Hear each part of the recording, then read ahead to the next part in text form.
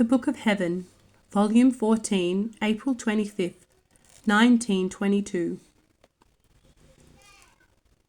Louisa writes, continuing in my usual state, I felt all immersed in the divine volition, and my sweet Jesus told me, my daughter, just as the sun does not leave the plant, but caresses it with its light, fecundates it with its heat until it produces fruits and flowers, and then jealously it makes them mature.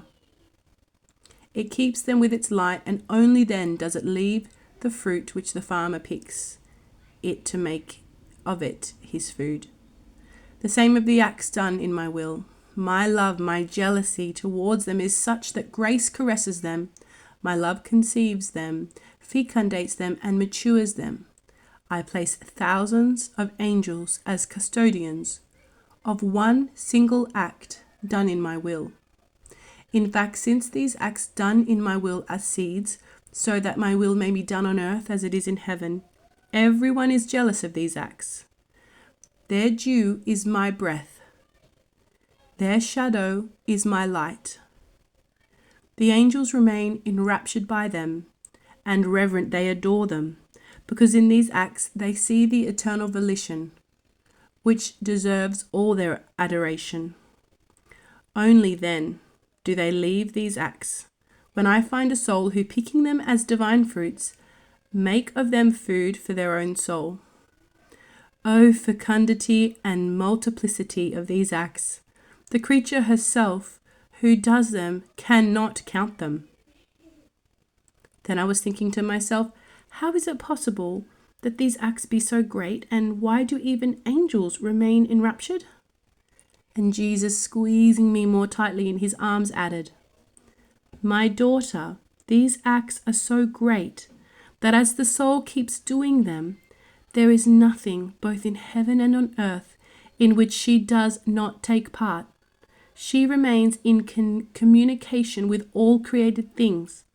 All the goods, the effects, the value of the heavens, of the sun, of the stars, of water, of fire, etc., are not only in continuous relation with her, but they are her own things. She harmonizes with the whole creation, and the whole creation harmonizes within her.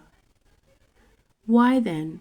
Because those who live in my will are depositories, the preservers, the supporters, the defenders of my will.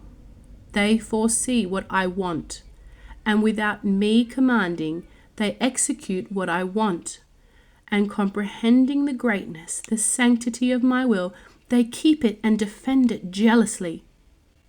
How could everyone not remain enraptured in seeing these souls who form the support of their God by virtue of the prodigy of my will? Who can ever defend my rights if not one who lives in my will? Who can ever really love me with love of disinterest similar to my love, if not one who lives in my will? I feel stronger in these souls, but strong of my own strength. I am like a king surrounded by faithful ministers, who feels stronger, more glorious, more sustained in the midst of these faithful ones than by himself alone. If he remains alone, he regrets not having his ministers, because he has no one with whom to pour himself out and to whom to entrust the lot of his kingdom. So I am. And who could ever be more faithful to me than one who lives in my will?